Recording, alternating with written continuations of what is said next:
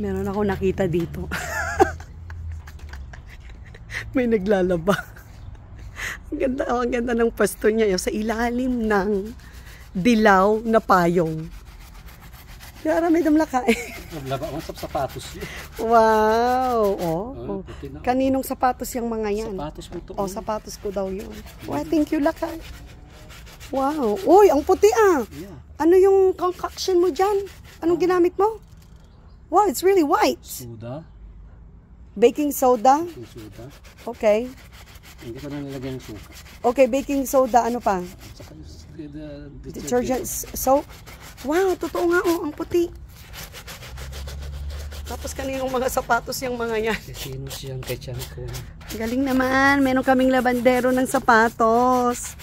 Thank you, Lakay. Manutandan mo. Mamayang gabi na lang. Oh my gosh. Pagpakatawa ka man. Sige, lalaing may bonus ka mamaya. Lilibre kita. Lilibre kita doon sa may tindahan, doon sa sari-sari store. Sa Walmart, daan kayo ng pandesal.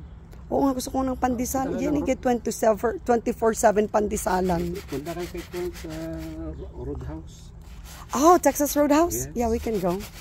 Parang gusto ko nga mamerienda eh. Ayun, oh, parang nasa Pilipinas lang si Henry. Look at that. Tapos, mag-grill ka ng mga talong. Talong mamaya. Ito.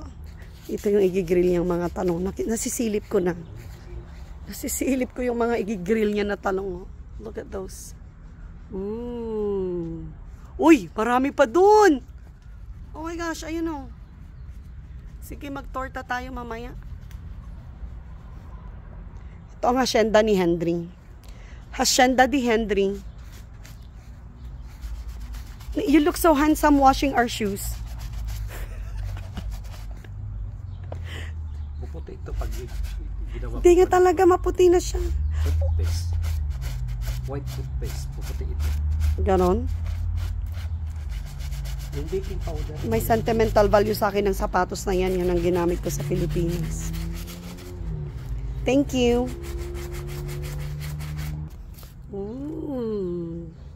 Naging bago yung Adidas ko. Yes. So, ganyan siya dati. Ganyan. Ngayon, yun na. Yep. Effective.